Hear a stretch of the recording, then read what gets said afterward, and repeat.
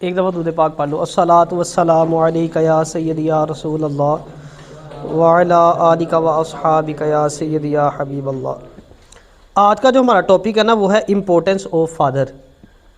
شاہ جی اویس شاہ جی کو سارے جانتے ہیں، ان کا ایک بڑا اچھا دوست ہے کامران بلوچ، ان شاہ جی کے ریفرنس سے 2-3 دفعہ میری بھی اس سے ملاقات ہوئی، بڑا ہی نائس بندہ ہے۔ اس کے نا والد صاحب کے چل رہے تھے ڈائلسس، یہ زیادہ پرانی بات نہیں ہے، تقریباً 1 منتھ پہلے کی آپ بات لگا لیں، تو ڈائلسس چلتے رہے کچھ عرصہ تو، لیکن پھر ڈاکٹر نے کہا کہ کڈنی ٹرانسپلانٹ ہوگا، تو اس بچے نے اپنے والد صاحب کو جو ہے نا وہ کڈنی ڈونیٹ کی اپنی۔ اب یہ لاسٹ ویک ہم گئے بھی ہوئے تھے اس کی خبر لینے کے لیے، بیڈ ریسٹ پہ ہے، تو مجھے بڑی خوشی ہوئی اس کو دیکھ کے کہ یار اس بچے نے جو ہے نا وہ کڈنی دے کے نہ سمجھ لو کہ جنت کا سودا کر لیا اللہ تعالیٰ سے، اپنے باپ کو راضی کر لیا۔ تو میں نے سوچا اس ٹاپک پہ جو ہے نا والد کی اہمیت پہ بات کی جائے۔ ہمارے اسلام نے نا والد کو بہت زیادہ اہمیت دی ہے۔ باپ دنیا کی وہ واحد ہستی ہے جو اپنی اولاد کو اپنے سے زیادہ کامیاب دیکھنا چاہتا ہے۔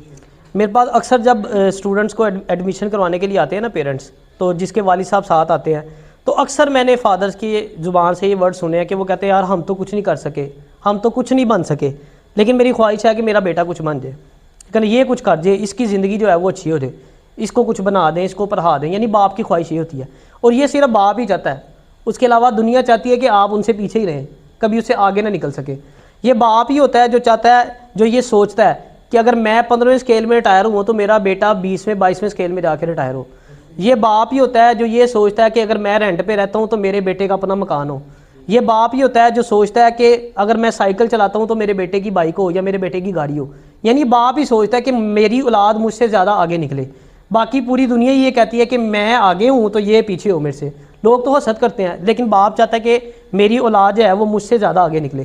نبی علیہ الصلوۃ والسلام نے ارشاد فرمایا کہ باپ کی رضا میں اللہ کی رضا ہے اور باپ کی ناراضگی میں اللہ کی ناراضگی ہے، یعنی اگر کسی نے دیکھنا نا کہ اللہ اس سے کتنا راضی ہے، وہ اپنے باپ کی طرف دیکھ لے، جتنا اس کا باپ اس سے راضی ہے نا اتنا ہی اللہ اس سے راضی ہے۔ پھر نبی علیہ الصلوۃ والسلام نے ارشاد فرمایا کہ جو باپ ہے نا وہ جنت کا درمیانی دروازہ ہے، ماں کے قدموں کے نیچے جنت ہے نا، باپ دروازہ ہے جنت کا۔ اب دروازے سے ہی گزرنا ہے نا جنت میں، کوئی دیوار ٹاپ کے تو نہیں جانا، جانا تو دروازے سے ہی ہے، تو دروازہ تو باپ ہے۔ اس کی آپ ایسے ایگزامپل لے لیں، اگر مثال کے طور پہ میں ایک پراپرٹی آپ کے نام کر دیتا ہوں، میں نے رجسٹری آپ کے نام کر دی، لو ہے مکان تہاڈا آیا، اب آپ جاتے ہیں اس مکان میں رہنے کے لیے، آگے سے دیکھتے ہیں تالا لگا ہوا ہے، اب اس مکان میں آپ انٹر تو نہیں ہو سکتے۔ اچھا اگر چلو تھوڑا آگے بڑھ جاتے، دنیاوی اعتبار سے آپ کہتے ہیں میں دروازہ توڑ دوں گا، تالا تروا لوں گا یا دیوار ہی توڑ دوں گا، پاسبل ہے، لیکن جنت میں تو ایسا نہیں ہوگا نا۔ جنت میں تو کوئی لاک ماسٹر نہیں آئے گا جو آگے تالا کھولے گا جنت کا، یا دیوار آپ پھلانگ دیں گے، دیوار توڑ دیں گے، دروازہ توڑ دیں گے۔ وہاں تو آپ کو اصل پرمٹ چاہیے، اور وہ پرمٹ باپ کی وہ خدمت سے ہی ملنا ہے، یعنی اگر ماں کی خدمت کی صرف لیکن باپ کی خدمت نہ کی تو بھی جنت نہیں ملے گی۔ اور اگر آپ گھریلو اعتبار سے دیکھیں، دنیاوی اعتبار سے، تو ایک گھر میں باپ کی اہمیت اس گھر کے دروازے کی طرح ہی ہوتی ہے۔ اگر گھر کا دروازہ نہ ہو تو چور لٹیرے ڈاکو گھر میں آ جاتے ہیں، تو جب باپ نہیں نہ رہتا تو پھر دنیا والے بھی آپ کو جینے نہیں دیتے۔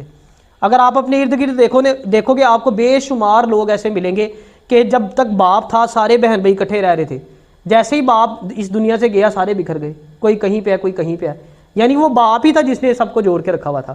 باپ اسی طرح ہے جیسے ایک مکان کا پلر ہوتا ہے، جیسے کسی بلڈنگ کا کوئی پلر ہوتا ہے، اگر اس پلر کو ہٹا دیا دے تو لینٹر نیچے آ جاتا ہے، تو باپ کا جب سایہ نہیں نہ رہتا تو یہ جو رشتوں کی عمارت ہوتی ہے نا یہ بھی گر جاتی ہے۔ جو باپ کا ادب کرتا ہے، باپ کی خدمت کرتا ہے نا، اللہ اس کو بڑا غنی کر دیتا ہے۔ آب کوثر ایک بک ہے پرانی امتیں، ان کا ایک واقعہ جو ہے نا اس میں لکھا ہوا ہے۔ ایک بزرگ شخص تھا، اس کے 4 بیٹے تھے، اب وہ بزرگ جو ہے وہ بڑا زیادہ بیمار رہنے لگ گیا۔ اس کا جو سب سے چھوٹا بیٹا تھا نا، اس کو بڑی محبت تھی اپنے باپ سے، اس نے 4 بھائیوں کو اکٹھا کیا، خود بھی اور باقی 3 کو بھی بلا لیا، 4 اکٹھے ہو گئے۔ اس نے بھائیوں سے کہا ابھی باپ ہو گیا بڑا بیمار، اب اس کو خدمت کی ضرورت ہے، تو میں ایک فیصلہ کرنے لگوں آج۔ انہوں نے کہا بھی کیا فیصلہ کرنے لگا ہے؟ اس نے کہا فیصلہ یہ ہے کہ جو باپ کی خدمت کرے گا نا اس کو پراپرٹی میں سے کچھ نہیں ملے گا۔ اب وہ جو 3 بھائی تھے وہ لالچی تھے، انہوں نے ایک دوسرے کی طرف دیکھا، انہوں نے کہا باپ تیرا پراپرٹی ہماری۔ اس نے اپنی باپ کی خدمت کی خاطر پیسے کو ٹھکرا دیا، انہوں نے کہا لو تسی پراپرٹی باپ میرا۔ اس نے باپ کی رج کے خدمت کی۔ اچھا جب آخری وقت آیا نا باپ کا، تو اس کے باپ نے اس کو دعا دی، جیسے ہم کہتے ہیں نا ستو خیرہ ہوں تیریاں، تو باپ دعا دے کے اس کو مر گیا۔ کچھ عرصہ گزرا نا، وہ رات کو سویا تو اس کے خواب میں ایک بزرگ آئے، بزرگوں نے آ کے اس کو کہا کہ فلاں درخت کے نیچے نا 100 دینار پڑے ہوئے ہیں، جاؤ جا کے لے لو۔ اس نے بزرگوں سے پوچھا کہ مجھے یہ بتائیں اس میں برکت ہے کہ کثرت ہے؟ انہوں نے کہا اس میں کثرت ہے، برکت نہیں ہے۔ اچھا وہ صبح اٹھا، اس نے اپنی وائف سے شیئر کیا، اس نے کہا گھر کے حالات بڑے خراب ہیں، تمہیں پتہ ہے پہلے ہی غربت کے مارے پڑے ہیں ہم، کچھ کھانے کے لیے نہیں ہے، تو تم جا کے لے آؤ۔ لیکن اس کا دل نہ مانا، اس نے کہا نہیں کیونکہ برکت نہیں ہے اس لیے میں نہیں جاؤں گا۔ اچھا اگلے دن پھر سویا، پھر وہی بزرگ خواب میں آئے، انہوں نے کہا فلاں درخت کے نیچے 10 دینار پڑے ہوئے ہیں۔ اس نے پھر وہی سوال کیا، انہوں نے پھر کہا کہ اس میں کثرت ہے، برکت نہیں ہے۔ اسی طرح اس نے وائف سے شیئر کیا، دل نہیں مانا، نہ گیا۔ تیسرے دن پھر جب سویا نا تو پھر وہی بزرگ خواب میں آئے، اب انہوں نے آ کے کہا کہ 1 دینار پڑا ہے اس درخت کے نیچے، جاؤ جا کے لے لو۔ اب اس نے پھر سوال کیا کہ کثرت ہے کہ برکت ہے؟ انہوں نے کہا اس میں برکت ہے۔ وہ گیا، اس نے جا کے جناب وہ 1 دینار لیا، بازار میں جا کے مچھلی خرید لی۔ جیسے ہی مچھلی خرید کے گھر آیا، آ کے اس کا پیٹ چاک کیا نا تو 2 بڑے اس میں سے قیمتی ہیرے نکلے۔ اچھا اب وہ سیل کرنے کے لیے بازار میں لے کے گیا نا، اچھا وقت تھا، جس دکاندار کے پاس گیا اس نے کہا کہ اس پورے بازار کے اندر کوئی ایسا دکاندار نہیں ہے جو اس کی قیمت تمہیں دے سکے، یعنی وہ اتنا مہنگا ہیرا تھا۔ اچھا چلتے چلتے بات نا وقت کے بادشاہ تک پہنچ گئی۔ اب بادشاہ نے اس کو اپنے دربار میں بلا لیا، بادشاہ نے اس کو کہا بتاؤ کیا ریٹ لوگے؟ کسی کو سمجھ نہ آئے، بادشاہ نے جو ہیرے موتیوں کے کام جاننے والے تھے سب کو اکٹھا کر لیا، سارے سر جوڑ کے بیٹھ گئے۔ اب ڈیسائیڈ یہ ہوا کہ 30 کھچر، اس کے اوپر جتنا سونا لادا جا سکتا ہے وہ سارا لاد کے اس کی قیمت فکس کی گئی کہ اتنی اس کی قیمت ہے۔ اچھا وہ بادشاہ نے اس کو دے دی اور ہیرا اس سے لے لیا، وہ چلا گیا۔ اگلے دن بادشاہ نے اس کو پھر پیغام بھیجا کہ تمہارے پاس کوئی ایسا اور بھی ہیرا ہے؟ تو اس نے بادشاہ کو آ کے بتایا میرے پاس ایک اور ہیرا اس طرح کا ہے۔ بادشاہ نے کہا یہ بھی مجھے دے دو، اتنا ہی تمہیں میں مزید دوں گا۔ اس نے کہا نہ، اس نے کہا پہلے تیری مرضی چلی سی، ہوں میں ڈبل ریٹ لواں گا۔ کہتے ہیں اس پورے شہر میں بادشاہ کے بعد وہ سب سے زیادہ امیر آدمی تھا۔ کیا باپ کی خدمت کا صلہ ملا، اس نے باپ کی خدمت کی خاطر دولت کو ٹھکرا دیا، لیکن رب نے پھر اس کو غنی کر دیا۔ حضرت عائشہ صدیقہ رضی اللہ تعالی عنہ ارشاد فرماتی ہیں کہ ایک نوجوان نا ایک بزرگ کے ساتھ نا نبی علیہ الصلوۃ والسلام کی خدمت میں حاضر ہوا، تو نبی علیہ الصلوۃ والسلام نے اسے پوچھا کہ بھئی یہ بزرگ کون ہے؟ اس نے کہا یہ میرے والد صاحب ہیں۔ نبی علیہ الصلوۃ والسلام نے اس کو کچھ نصیحتیں کی۔ آپ نے فرمایا کہ کبھی بھی اپنے باپ سے آگے نہ چلنا، ہمیشہ اپنے باپ سے پیچھے چلنا، ادب کا لحاظ رکھنا۔ پھر آپ نے فرمایا اگر بیٹھنے کی باری آئے تو کبھی بھی اپنے باپ سے پہلے نہیں بیٹھنا، پہلے باپ بیٹھے پھر تم نے بیٹھنا ہے۔ پھر مزید آپ نے فرمایا کہ کبھی بھی اپنے باپ کو اس کا نام لے کے نہیں پکارنا۔ نبی علیہ الصلوۃ والسلام نے ارشاد فرمایا کہ اپنے والدین سے حسن سلوک سے پیش آؤ۔ اچھا ایک صحابی کھڑے ہوئے، انہوں نے عرض کی کہ پیارے آقا اگر میرا باپ یا کسی کا باپ اس کے اوپر ظلم کرتا ہے تو پھر اولاد کو کیا کرنا چاہیے، کیسا رویہ اختیار کرنا چاہیے؟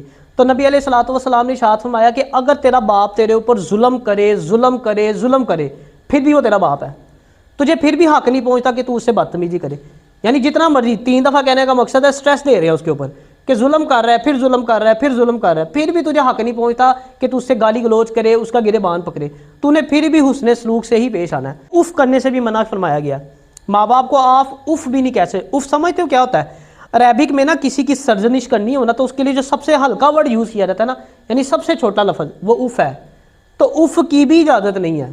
ادھر ہمارے معاشرے میں باپ کو سمجھا ہی کچھ نہیں جاتا۔ میں نے کہا نا آج ہے قدر کر لو، نہیں ہوگا نا تو پچھتاوے کے علاوہ کچھ بھی نہیں رہ جائے گا۔ یہ باپ کے جو پسینے کا ایک قطرہ ہوتا ہے نا، اس کی بھی قیمت اولاد جو ہے نا وہ ادا نہیں کر سکتی۔ اتنا باپ جو ہے نا وہ اسلام میں اس کی اہمیت ہے اتنی زیادہ۔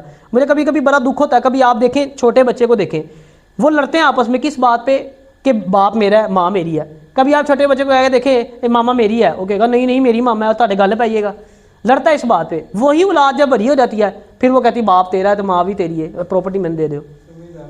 چھوٹے ہوتے لڑتے ہیں، سمجھدار ہو جاتا ہے، یہ کہہ لو جی سمجھدار اتنا ہو جاتا ہے وہ کہتا ہے کہ جی اب میں نہیں رکھ سکتا جناب، اور میرے اپنے خرچے نہیں پورے ہوتے جی، میری بڈھی کے خرچے نہیں پورے ہوتے، میرے بچے کے خرچے نہیں پورے ہوتے۔ ایک باپ 10 دنوں کو پال لیتا ہے اکیلا محنت کر کے، 10 بچے ایک باپ کو پالنے کے لیے تیار نہیں ہیں۔ اتنی یہ بدقسمتی ہے انسان کی۔ بتایا نا کہ اگر مال آپ کا جا رہا ہے تو رب نے آپ کو پتہ نہیں کہاں سے دے دینا۔ وہ دیکھو وہ اس نے کبھی سوچا بھی تھا 1 دینار سے کہاں بادشاہ کے بعد سب سے بڑا جو ہے وہ اس شہر کا سب سے زیادہ امیر ترین انسان بن جائے گا، اس کے وہم و گمان میں بھی نہیں ہوگا۔ یہ اکثر آپ سنتے رہتے ہیں نا، لوگ کہتے ہیں کہ ہر کامیاب شخص کے پیچھے ایک عورت کا ہاتھ ہوتا ہے۔ یہ بالکل غلط سٹیٹمنٹ ہے۔ ہر کامیاب شخص کے پیچھے اس کے برے باپ کی جوانی ہوتی ہے۔ اس نے جو ساری محنت کر کے تو آپ کو یہاں تک پہنچایا ہوتا ہے، ہم اس کو کسی کھاتے میں نہیں لاتے۔ اسی کہنے ہر کامیاب مرد کے پیچھے ایک عورت کا ہاتھ ہے، تو پیو کتنے گیا جن نے تن پال پوس کے وڈا کیتا ہے، ایتھوں تک پہنچایا ہے۔ کہتے ہیں نا کہ ماں باپ کے غلام بن جاؤ، ماں باپ کے نوکر بن جاؤ، اللہ تعالیٰ تمہیں بادشاہ بنا دے گا۔ اللہ تعالیٰ ہمیں عمل کی توفیق عطا فرمائے۔